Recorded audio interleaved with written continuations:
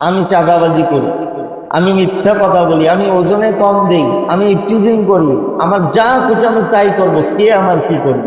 আল্লাহ ছাড় দেন, কিন্তু একেবারে ছাড়েন না। তো আবার যখন ধরেন তখন আর ছাড়েন না। রমাদান হচ্ছে আল্লাহর সাথে বান্দার সম্পর্ক তৈরি করার মাস।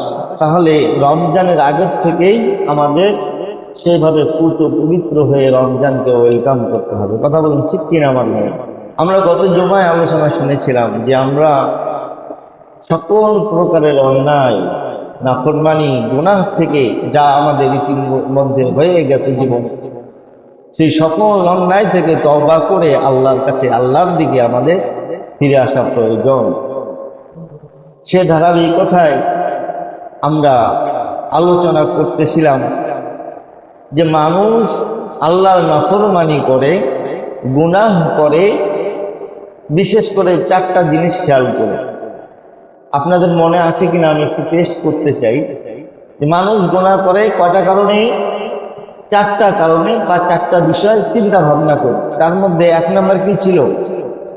যে আমাকে তো কেউ দেখে না, আমাকে তো কেউ দেখে না, বাস অন্যায় করতেছে, ওজনে কম দিতেছে, খেতে গেছে আরেকজনের মাল্লিকা দিয়া নিজের জায়গা বানায় নিচ্ছে, আইল ঠেলে দিচ্ছে, রাস্তা দিয়ে যাচ্ছে, বাস যুবতী মেয়ে পেলো, বাস একটু স্টিজিং করলো, একটু শয়তানি, একটু দুষ্টামি করলো। এরকম করে কি করে না?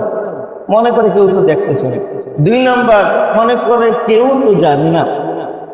আমি অন্ধকার ঘরের ভিতরে, আমার গেট লাগানো, দরজা জানালা লাগানো, লাইট অফ করা, আমি এখন অন্যায় যা কিছু তাই করতে পারি, কে জানতেছে? কেউ তো জানতেছে না।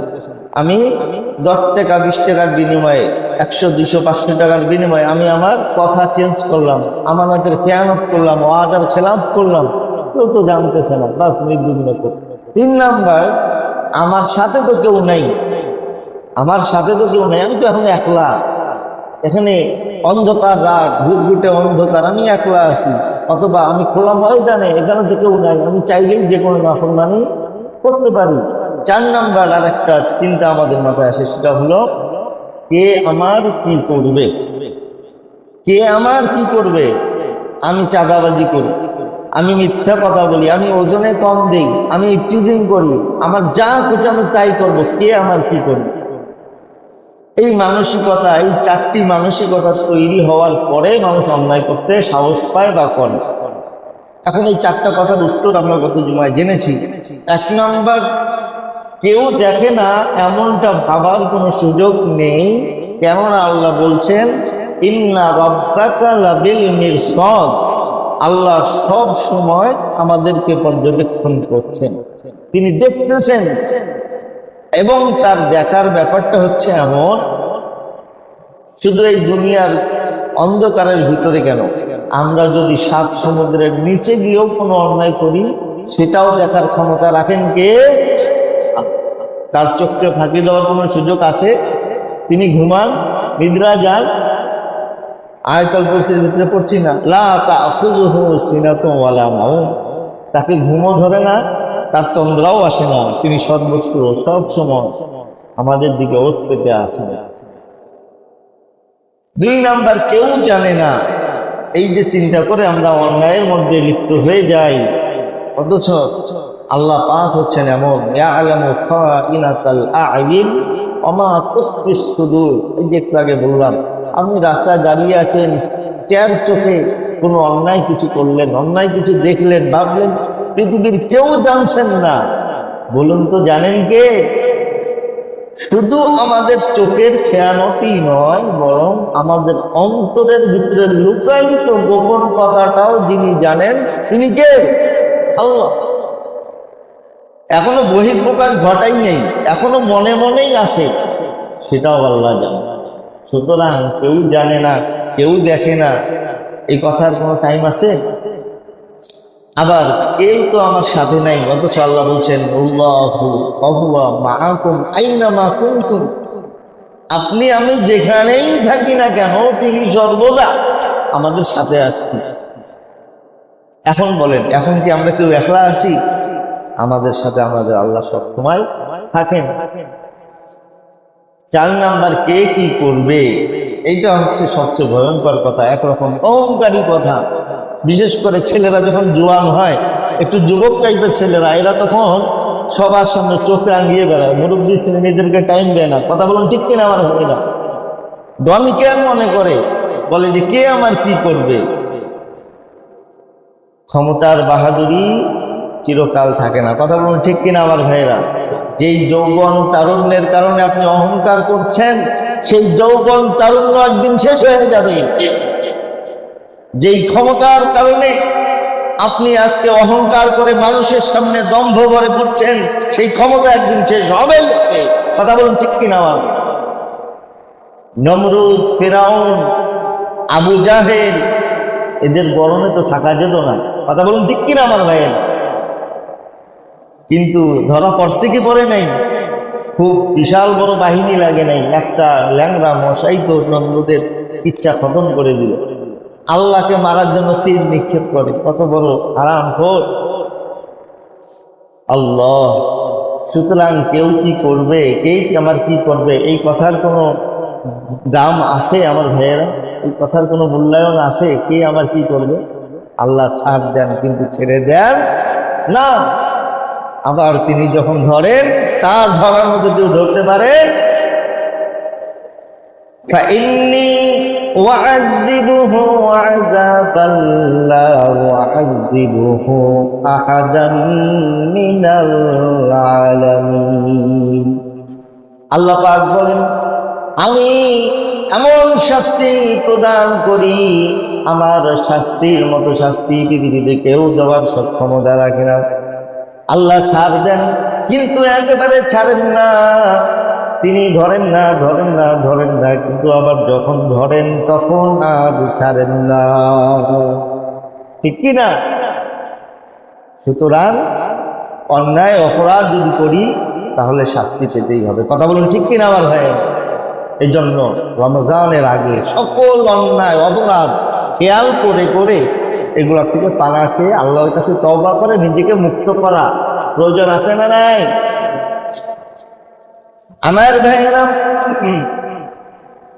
আল্লাহ সব কিছু দেখেন, সব কিছু জানেন, আবার সব কিছু তিনি পর্যবেক্ষণ করেন এবং সেটার ভালো মন্দ নির্ধারণ করে দেন।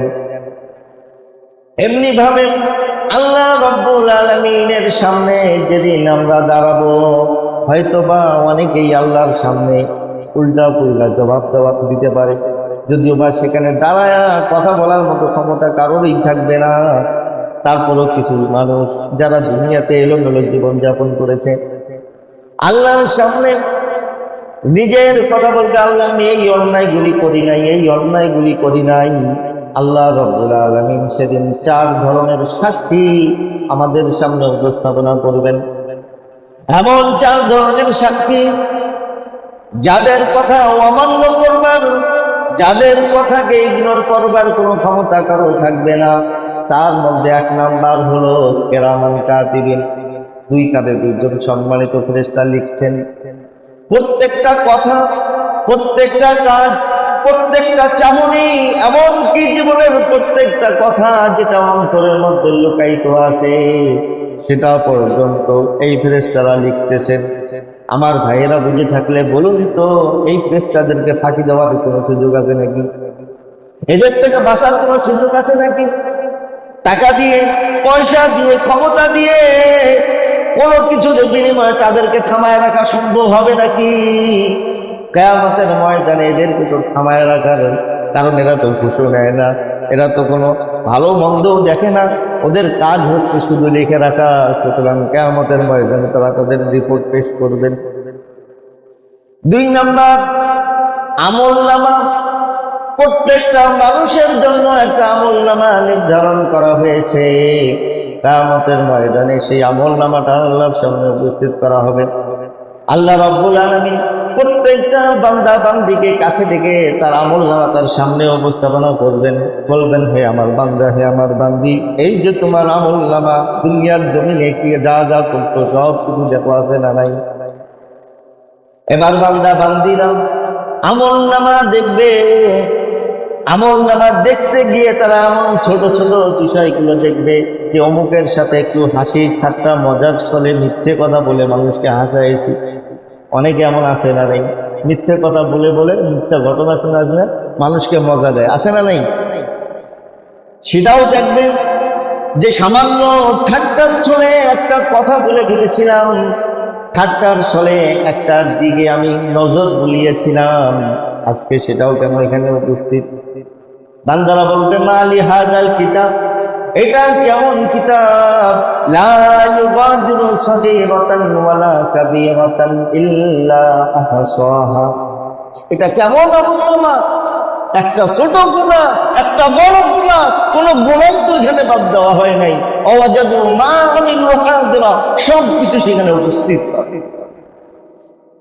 আমার ভাইরা বলুন তো, পার পাওয়ার কোনো রাস্তা আছে, কোনো সুযোগ আছে নাকি? আওয়াজ দিয়ে বলেন, আছে কোনো সুযোগ? সুতরাং অন্যায় অপরাধ থেকে তওবা করে নিজেকে পুত পবিত্র করার দরকার আছে না নাই? এখনো সুযোগ আছে। আমার ভাইয়েরা, 3 নম্বর, আমাদের বিরুদ্ধে সাক্ষী আল্লাহ রাব্বুল আলামিন যাকে দাঁড় করাবেন সে আর কেউ নয়, আপনার আমার অঙ্গ প্রত্যঙ্গ, আপনার আমার এই চেহারা, আপনার আমার এই হাত, আপনার আমার এই বডি, আপনার আমার এই পা, এই শরীরেই আপনার আমার বিরুদ্ধে কিয়ামতের ময়দানে সাক্ষ্য প্রদান করবে। আমার ভাইয়েরা, মানুষরা বড় হয়রান হয়ে যাবে, পরেশান হয়ে বলবে, হে আমার হাত, হে আমার বডি, হে আমার পা, হে আমার চেহারা, তোমাকেই তো সুসজ্জিত রাখার জন্য, তোমাকেই তো কোমলমতি রাখার জন্য মিথ্যে কথা বলেছি, অন্যের মাল লুণ্ঠন করে খেয়েছি, ওজনে কম দিয়েছি, অন্যের জমির আইল ঠেলে দিয়েছি, তোমাকে আনন্দ দেওয়ার জন্যই তো পরকীয়ায় লিপ্ত হয়েছিলাম, আছে না নাই? আমার ভাইয়েরা, এমনি ভাবে এক একটা করে অনুগ্রহের কথা প্রত্যেকটা মানুষ তার এই দেহকে বলবে। একটা সময় আল্লাহ রাব্বুল আলামিন এই জবানটাকেই তালা মেরে দিবেন। কারণ এই দুনিয়ায় থাকাকালীন সময় চাইলে এই মুখ কথা বলতে পারতো, ন্যায়কে অন্যায় আবার অন্যায়কে ন্যায় করতে পারতো, সত্যকে মিথ্যা আবার মিথ্যাকে সত্য করতে পারতো, আছে না নাই আমার ভাইয়েরা? কিন্তু কিয়ামতের ময়দানে এই জবান যাতে কথা বলতে না পারে, এই জন্য আল্লাহ রাব্বুল আলামিন এই জবানের মধ্যে একটা তালা দিয়ে দিবেন। এরপরে আল্লাহ পাক সূরা ইয়াসিনের ভিতরে বলছেন, আল ইয়াউমা নাখতিমু আলা আফওয়াহিহিম ওয়া তুকাল্লিমুনা আইদিহিম ওয়া তাশহাদু আরজুলুহুম বিমা কানু ইয়াকসিবুন। আল্লাহ পাক এই মুখের মধ্যে মোহর মেরে দিবেন, অতুকাল্লিমুনা আইদিহিম, প্রত্যেকটা মানুষের হাতগুলো আল্লাহর সাথে কথা বলবে, হাত বলবে আল্লাহ আমাকে এই এই কাজে ব্যবহার করা হয়েছে। আল্লাহ বলছেন ওয়াতাশহাদু আরজুলুহুম, এবং তোমাদের পাগুলি কিয়ামতের ময়দানে সাক্ষ্য দিবে এই পাগুলি কি কোন কোন কাজে ব্যবহার করা হয়েছে, কোথায় কোথায় নিয়ে যাওয়ার জন্য ব্যবহার করা হয়েছে। আমার ভাইয়েরা, এখন খেয়াল করে দেখুন, এই সাক্ষী থেকে কি বাঁচার কোনো উপায় আছে নাকি? এই সাক্ষী থেকে বাঁচার কোনো উপায় আছে? দূরের মানুষ নয়, নিজের অঙ্গ প্রত্যঙ্গ আপনি আমার বিরুদ্ধে সাক্ষ্য দিবে। যখন অঙ্গ প্রত্যঙ্গ মানুষের বিরুদ্ধে সাক্ষ্য প্রদান করতে থাকবে, তখন মানুষরা পরেশান হয়ে বলবে, হে আমার অঙ্গ প্রত্যঙ্গ, তোমরা তো দুনিয়ার জমিনে কথা বলো নাই, আজকে কেন কথা বলছো? অঙ্গ প্রত্যঙ্গ তখন কি জবাব দিবে? আল্লাহ পাক সেটাও কোরআনে বলে দিয়েছেন। আল্লাহ বলছেন, ক্বালু আনতাকানাল্লাহুল্লাযী আনতাকা কুল্লা শাই। অঙ্গ প্রত্যঙ্গ বলবে, যেই রব্বুল আলামিন দুনিয়ার সব কিছুকে কথা বলার শক্তি প্রদান করে থাকেন, সেই আল্লাহ রব্বুল আলামিন আজকে আমাদেরকে কথা বলার শক্তি প্রদান করেছে। আল্লাহ যিনি সবাইকে বাক শক্তি দান করেন, তিনি আজকে আমাদেরকে সেই স্বাধীনতাটা দিয়েছেন, শক্তি দিয়েছেন, সুতরাং আমাদের কাছে বলতে হবে। আমার ভাইয়েরা, এরপরে আরো কঠিন ভয়ঙ্কর সাক্ষী কিয়ামতের ময়দানে আপনার আমার বিরুদ্ধে উপস্থাপনা করা হবে, সেটা হচ্ছে জমিন। আমার ভাইয়েরা, খোলা স্থানে গিয়ে অন্যায় করুন আর ঘরের ভিতরে লেপের ভিতরে লাইট অফ করে অন্যায় করবেন, সেই জায়গা সেই স্থান আপনার আমার বিরুদ্ধে সাক্ষ্য দিবে। কোন জায়গায় যাবেন, কোথায় গিয়ে লুকাবেন? আল্লাহর আসমানের নিচে জমিনের উপরে যাবার ক্ষমতা তো পৃথিবীর কারো নাই, আছে নাকি আমার ভাইয়েরা? আল্লাহর আসমানের নিচে আর জমিনের উপরের ছাড়া তো কোথাও যাবার জায়গা নাই। যেখানেই যাই না কেন সেই জায়গাটা আপনার আমার বিরুদ্ধে কাল কিয়ামতের ময়দানে রাত সাক্ষী হয়ে দাঁড়িয়ে যাবে। আল্লাহ পাক কোরআনে বলছেন, ইয়াউমা ইযিন তুহাদ্দিসু আখবারাহা বিআন্না রাব্বাকা আওহা লাহা। কিয়ামতের ময়দানে জমিন তার লুকায়িত সব রেকর্ড ফাঁস করে দিবে, অডিও ভিডিও একদম স্পষ্ট করে। আল্লাহু আকবার। আমরা যেমন রেকর্ড করি না, অডিও করি, ভিডিও করি, এই জমিন আমাদের প্রত্যেকটা কাজ এরকম অডিও ভিডিও সব কিছু ধারণ করে রাখছেন। কিয়ামতের ময়দানে আল্লাহর সামনে উপস্থাপনা করবেন। আমার ভাইরা এখন জ্ঞান দিয়ে, আকল দিয়ে, বিবেক দিয়ে চিন্তা করে বলুন তো, এখনই তওবা করে নিজের জীবনকে পরিশুদ্ধ করার দরকার আছে না না? রমজান আসতেছে, রমজানের আগেই পরিশুদ্ধ হয়ে যাই। অনেক আবার পরিশুদ্ধ এমনও আছে, রমজানে তো চুরি করা যাবে না, যা চুরি করো রমজানের আগেই করি, আছে না নাই আমার ভাইয়েরা? এরকম অনেক ব্যবসায়ী আছে, রমজানে তো জিনিসের দাম বাড়ানো যাবে না, রমজানের আগেই দাম বাড়ায় রাখে, আছে না নাই? আল্লাহ, এমন আরো এমন অনেক অন্যায়কারী আছে, রমজানের আগেই অন্যায় করে, আবার মনে মনে এটাও রাখে যে রমজানটা বের হোক তারপরে আবার দেখা যাবে, আছে না নাই আমার ভাইয়েরা? আপনারা বলেন তো, তার রমজানটা কি আমলে কবুল হবে? তার তো তওবাই হয়নি, তার তো মনের ইখলাসই পূর্ণ হয়নি। কথা বলুন ঠিক কিনা? তার ইখলাসই তো ঠিক নেই, তার তওবাই হয়নি, তাহলে তার সবকিছু কবুল হবে কিভাবে? বুঝে শুনে নিজের জীবনকে পরিবর্তনের চেষ্টা করতে। আমার ভাইরা, আরো ভয়ঙ্কর বিষয় হলো, আমরা যদি আল্লাহর নাফরমানি করি, রাসূলের সুন্নাহ ছেড়ে দেই, সত্যকে ছেড়ে দেই, ন্যায় করা ছেড়ে দেই, অন্যায় পথে যাই, মিথ্যা পথে যাই, ধোঁকার পথে যাই, আমানতের খেয়ানতের পথে যাই, তাহলে কি ক্ষতি হবে আমার ভাইরা? 3 ধরনের ক্ষতি আমাদের জন্য ওয়েটিং এ আছে, 3 ধরনের শাস্তি আমাদের জন্য অপেক্ষমান। সবচেয়ে বড় শাস্তি, এই জীবদ্দশায়ও আপনাকে আপনার অন্যায়ের শাস্তি দিতে হবে। তার মধ্যে উল্লেখযোগ্য কয়েকটা শাস্তি। তার মধ্যে 1 নম্বর শাস্তির কথা যদি বলি, তাহলে সেটা হলো মা বাবার অবাধ্যতা পালন করা, মা বাবার সাথে খারাপ আচরণ করা, মা বাবার সাথে বেয়াদবি করা, মা বাবার কথা অমান্য করা, কথায় কথায় গালি দেওয়া তাদেরকে। এমন অনেক কুলাঙ্গার আছে, আবার লাথিও মারে, আছে না নাই আমার ভাই? এখান থেকে খুব বেশি দূরে নয়, হয়তো 1 কিলোমিটার কি 2 কিলোমিটারের ভিতরে একটা জায়গা আছে। একজন ভাই, খুব নামি দামি মানুষ, 2004-5 কথা, আমি সেখানে ছিলাম 2004-5 দিকে। একজন ভাই সম্মানী মানুষ, ব্যাংকে অথবা যে কোনো একটা সরকারি চাকরিতে তিনি চাকরি করেন, অফিসে চাকরি করেন, ভালো বেতনের চাকরি করেন, এবং তার শ্বশুর শাশুড়িও বেশ ভালো উন্নত সমাজের মানুষ। মা নিজে যখন এই বাচ্চাটা পড়াশোনার জন্য নিজে ঠিকমতো খায় নাই, নিজে ঠিকমতো আরামায়েশ করে নাই, সন্তানটাকে পড়ালেখা করাইছে এবং সরকারি অফিসের অফিসার বানাইছে। এখন তার স্ট্যাটাস অনুযায়ী বড় জায়গায় বিয়ে করছে, শ্বশুর শাশুড়ি উন্নত ফ্যামিলি। এখন শ্বশুর শাশুড়ি যখন আসে, বাবা ছিল না, আমি যতদূর জানি ওই লোকটা বাবা ছিল না, মাই ছিল। শ্বশুর শাশুড়ি যখন আসে, তখন মাকে সবচেয়ে নিম্নমানের যে একটা ঘর, তার বিল্ডিংয়ে 3, 4, 5টা রুম, এইগুলো ছেড়ে একটা কাঁচা রুম সেখানে গিয়ে রাখতো এবং বলতো যে মা, আমার তো শ্বশুর বাড়ির লোকজন আসছে, ওরা যতক্ষণ না যাচ্ছে ততক্ষণ তুমি কিন্তু এখান থেকে বের হয়েও না, এবং তোমার জন্য যা খাবার দেওয়া লাগে আমরা এখানে পাঠাই দিই। শ্বশুর শাশুড়িদের আদর আপ্যায়নের কোনো কমতি হলো না, কোনো খাবারের কমতি হলো না, সব কিছু ঠিকঠাক মতো দিয়েছে। শেষ পর্যন্ত মায়েরই খাবার ছিল না, নাউযুবিল্লাহ। মাকে যে একটু ভালো মতো দিবে সেই সুযোগ সেটুকু সে রাখে নেই।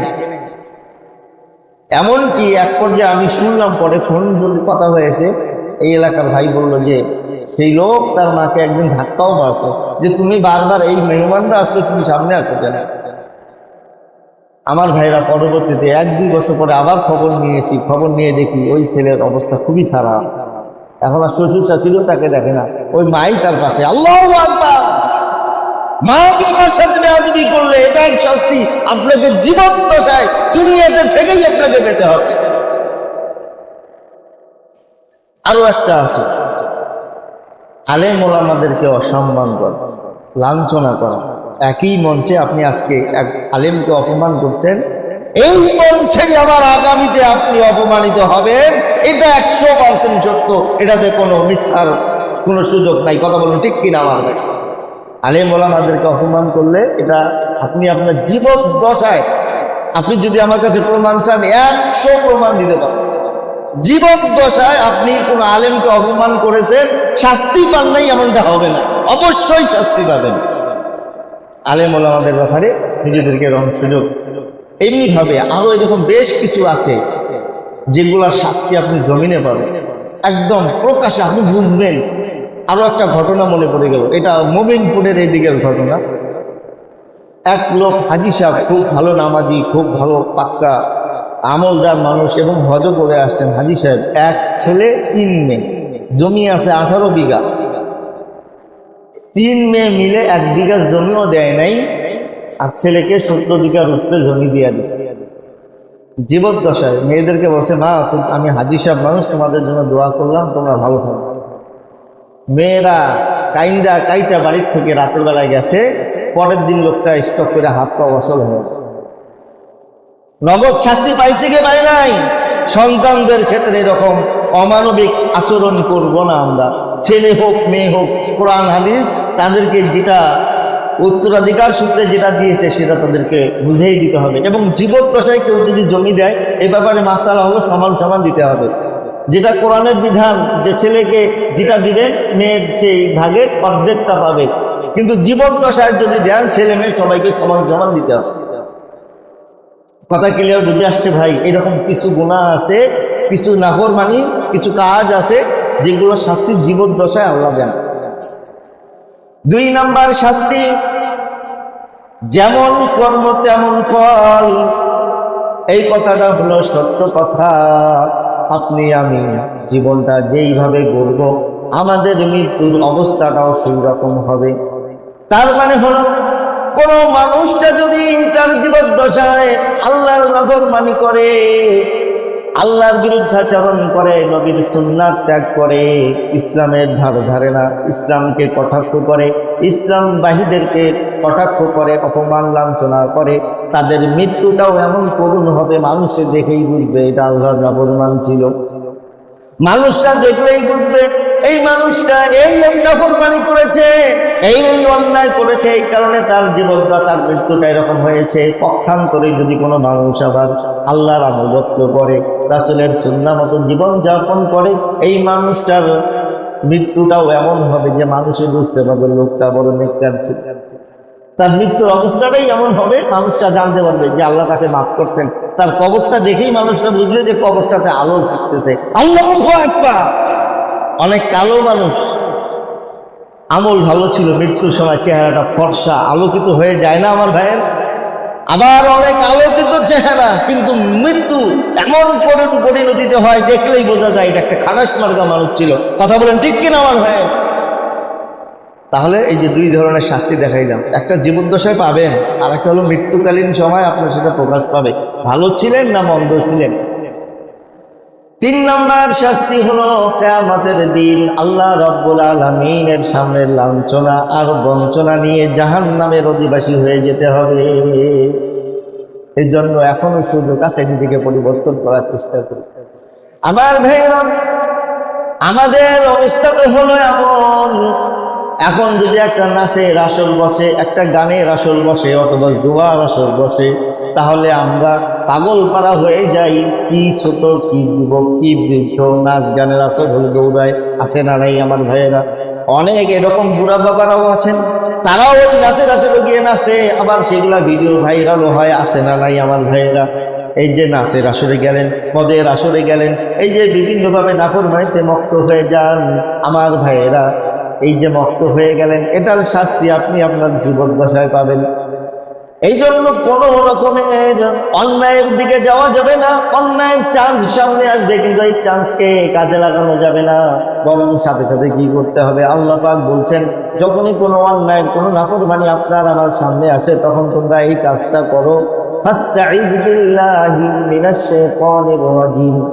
যখন এই কোনো খারাপ প্রবঞ্চনা অন্তরের ভিতরে জন্ম নেবে, অথবা সামনে কোনো রকম অন্যায় অপরাধ হতে থাকবে, তখন সর্বপ্রথম কাজ হলো আল্লাহ পাকের কাছে বান্দা পানা চেয়ে নিয়ে বলবে, আউযু বিল্লাহি মিনাশ শাইতানির রাজীম। আল্লাহ পাকের কাছে পানা চেয়ে নিবে এবং সাথে সাথে বলবে আস্তাগফিরুল্লাহ, আস্তাগফিরুল্লাহ বলে পিছন দিকে ফিরে যাবে। কথা বুঝে আসছে আমার ভাইয়েরা? যদি অন্যায় নাফরমানি চালিয়ে রাখি, তাহলে আরো কিছু শাস্তির কথা আপনাদের সামনে বলি। বিশিষ্ট একজন তাবিঈ, আমার ভাইয়েরা, বিশিষ্ট একজন তাবিঈর কথা বলছি, যে গুনাহ করার রাস্তা সামনে এসেছে, তারপরেও গুনাহ করে নাই। খ্রিস্টান বাদশার দ্বারা বন্দী হয়েছেন। বন্দী হওয়ার পরে খ্রিস্টান বাদশা দেখেছেন এত বড় বাহাদুর, এর সাথে তো পারা যায় না, বড় অনেকগুলা মানুষ তাকে আক্রমণ করার জন্য, তাকে ঠেকানোর জন্য। এই একটা মানুষ যদি আমরা খ্রিস্টানদের পক্ষে হয়ে যায়, সেনাপতি হয়ে যায়, তাহলে তো আমরা জায়গায় জায়গায় শুধু জয়লাভ করবো। এই চিন্তা থেকে বাদশাহ তার কাছে পেশ করলো, হে যুবক, তুমি যদি ইসলাম ধর্ম ছেড়ে দিয়ে আমাদের ধর্ম গ্রহণ করো, তোমাকে অর্ধেক রাজ্য দিয়ে দিব, অর্ধেক সেনা দল তোমাকে দিয়ে, তাদের সেনাপতি আমি তোমাকে বানাই দিব। তুমি কি আমাদের ধর্মে আসবা নাকি? এমন অবস্থায় যুবক বলছেন, অর্ধেক সাম্রাজ্য কেন, তুমি যদি গোটা সাম্রাজ্য দিয়ে দাও, এমনকি আকাশের চন্দ্র সূর্য যদি হাতে এনে দাও, এক মুহূর্তের জন্য ঈমান ছেড়ে দেওয়া সম্ভব নয়। আমার ভাইয়েরা, হাজারো প্রলোভন দেখিয়ে যখন যুবককে অন্যায় করা গেল না, বাদশাহ বড় চিন্তিত পরেশান অবস্থায় আছেন। এমন মুহূর্তে বাদশার মেয়ে, সুন্দরী যুবতী মেয়ে, সে এসেছে, এসে বলছে, বাবা আপনাকে বড় পরেশান লাগতেছে, বড় চিন্তিত লাগতেছে। ও বাবা, আপনি যদি বলেন, আমি কিন্তু তাকে একটু চেষ্টা করে দেখতে পারি কোনোভাবে অন্যায় করা যায় কিনা। তার কারণ হলো, আমি এমন একজন বড় মা সুন্দরী, আমার সৌন্দর্যের গুণকীর্তন পৃথিবীর সকল মানুষই করে, আপনি আমাকে তার সাথে একান্তে থাকার ব্যবস্থা করে দেন। কথা অনুযায়ী, পরামর্শ অনুযায়ী বাদশাহ মহোদয় এই যুবক তাবিঈকে একটা অন্ধকার কুটিরের মধ্যে নিয়ে গেল, আবদ্ধ করে রাখলো প্রায় একদিন না খাওয়া সেই তাবিঈ। এরপরে তার ওই মেয়েকে অর্ধরঙ্গ পোশাক পরিয়ে সুন্দর করে সাজিয়ে খাবার সহ পাঠিয়ে দেওয়া হলো। খাবার নিয়ে যখন সেই মেয়ে আসলো, খাবার দেখার পরে তাবিঈ খাবার তো নিল, কিন্তু একটা পলকের জন্য চোখটা উপরে উঠে তাকায় নেই, খাবারটা দেওয়ার জন্য এসেছে কে? আল্লাহু আকবার। আমার ভাইরা, শুধু একদিন দুই দিন, এক বেলা দুই বেলার কথা নয়, প্রায় 40 দিন পর্যন্ত ওই নারী, যেই যুবক তাবিঈকে অন্যায় করাবার জন্য সুন্দর করে সেজে খাবার নিয়ে আসছে, খাবার পরিবেশন করেছে, নিজের অঙ্গভঙ্গির মাধ্যমে বিভিন্নভাবে তাকে প্রলোভন দেখানোর চেষ্টা করা হয়েছে। 40টা দিন অতিবাহিত হয়ে গেছে। একটা মুহূর্তের জন্য যুবক তাবিঈ তার দিকে চোখ তুলে তাকায় নাই। 40 দিন যাওয়ার পরে সেই যুবতী এসে বলছে, ও ভাই, আপনি কি মানুষ নাকি পাথর? একটা পাথরের সামনে কে আসে কে যায় তার কোনো ফারাক করে না। আপনার সামনে আমি একটা সুন্দরী রমণী, যার প্রশংসা গোটা সাম্রাজ্যের মানুষে করে, সেই সুন্দরী রমণী তোমার সামনে আরো বেশি সাজগোজ করে আসলাম। আজকে 40টা দিন হয়ে গেল, একটা বারের জন্য তুমি তোমার চোখটা উঠালা না, একটা বারের জন্য চেয়ে দেখলা না কে আমি, কতখানি সুন্দরী, কিভাবে আসলাম তোমার কাছে, কি চাইছি, তুমি কি মানুষ নাকি পাথর? তখন সে বলল, হে আমার বোন, শুনে রাখো, আল্লাহ পাক কোরআনুল কারীমের ভিতরে বলছেন, কুল্লিল মুমিনিনা ইয়াগুদ্দু মিন আবসারিহিম ওয়া ইয়াহফাযু ফুরুজাহুম। হে নবী, আপনি মুমিন পুরুষদেরকে বলে দেন, তারা যেন তাদের চোখগুলোকে পরনারী থেকে, বেগানা নারী থেকে চোখগুলিকে নিম্নগামী করে রাখে। কোরআনের কথা শোনায় দিলেন। আল্লাহু আকবার। অন্যায় করাইতে পারেনি। এই যে দারুল উলুম দেওবন্দ ভারতের কথা বলছি, একটা ছেলে মাদ্রাসায় পড়ে খুব সুন্দর, পাশের এক মহিলা তার প্রতি ক্রাশ, আমাদের এই শব্দ তো খুব পরিচিত, ক্রাশ খাইছে আর কি। কারণ যেভাবে যে যুবককে তার কাছে পাইতে হবে, একদিন তার কাছে দাসী পাঠাইছে বা যে কোনো এক মেয়েকে পাঠাইছে যে অমুক আপা খুব অসুস্থ, আপনি যদি যা একটু ঝাড়ফুঁক করেন তাহলে হয়তো সুস্থ হবে। ডেকে নিয়ে আসছেন ঘরের ভিতরে, ছাত্র গেছেন, এখন যা দেখেন বাইর দেওয়া তালা লাগানো, গেট লাগাই দিছে এবং সে সুন্দর করে সেজে আছে। বলছে হুজুর অনেকদিন যাবত আপনাকে আমি ফলো করি, আপনার প্রতি আমি বড় ক্রাশ, আজকে আপনি আমার সাথে সময় দিতে হয়। যুবক দেখতেছে যে অবস্থা ভয়ঙ্কর, যে না আমি আল্লাহকে ভয় করি, আমি এই অন্যায় করতে পারবো না, যে তাহলে আপনাদের গেট বাইর দিয়ে আটকানো, ওই গেট খুলে দিয়ে বলা হবে যে তুমি জোর করে আমার ঘরে ঢুকছো। এখন বলেন তো কি অবস্থা। যুবক বলে আপা আপনি আমাকে একটু সময় দেন, আমার একটু ইস্তেঞ্জা করতে হবে। বাথরুমে গিয়া বাথরুম করে নিজের বাথরুম নিজের শরীরে মাখছে। আল্লাহু আকবার। নিজের শরীরে মাইকা যখন সামনে আসছে, এই কয় কিরে তুই মানুষ না পাগল, নিজের এইসব খারাপ দিন শরীরে মেখে কি ভাবে, এই গেট খোল তাড়াতাড়ি করে বের করে। নিজের ঈমান, নিজের আমল, নিজের চরিত্র কে হেফাজত করার জন্য যা করা প্রয়োজন তাই করেছে। আমার ভাইরা সাইয়েদনা ইউসুফ আলাইহিস সালাতু ওয়াস সালামকেও হযরত জুলাইখা ডেকেছিলেন। জুলাইখা এসে দেখে এরকম 60টা দরজা তালাবদ্ধ করে বলছে যে আমার সাথে খারাপ আচরণ, খারাপ কাজে লিপ্ত হও। তিনিও বলছেন ওই আল্লাহকে আমি ভয় করি, মাআযাল্লাহ, এই শব্দটা তিনি বলেছেন কোরআনের অংশ। কলা মাআযাল্লাহ, আমি আল্লাহকে ভয় করি এবং আল্লাহর কাছে পানা চাই। তিনি জানতেন দরজায় তালাবদ্ধ, আমি চাইলেই বের হতে পারবো না। তারপরেও আল্লাহু আকবার বলে আল্লাহর উপরে ভরসা করে যখন তিনি দৌড় দিয়েছেন, আল্লাহর কুদরতে সবগুলো দরজা আল্লাহ ওপেন করে দিয়েছে। প্রিয় ভাইরা, চান্স পাইলে চান্স মারা যাবে না, যে বরং নিজেকে ফিরিয়ে নিয়ে আসতে হবে। দুইটা কাজ, আল্লাহর কাছে পানা চেয়ে নেওয়া, আস্তাগফিরুল্লাহ বলে পিছনের দিকে ফিরে আসা। এভাবে করে গুনাহ থেকে নিজেকে পবিত্র করে নেই। এটা হয়তো বা শেষ জুমা, আগামী জুমা আল্লাহ পাক যদি রমজানে ভালো রাখেন, সহি সালামত রাখেন, তাহলে হয়তো বা দেখা হবে। তো আল্লাহ যেন রমজান মাসটা আমরা আমলের জন্য লক্ষ্য করতে পারি। আল্লাহ সকলকে তৌফিক দান করুন, আমিন। এবং জীবনের সকল গুনাহ আল্লাহ ক্ষমা করে দেন, আল্লাহুম্মা আমিন। ওয়া আখিরু দাওয়ানা আলহামদুলিল্লাহি রাব্বিল আলামিন।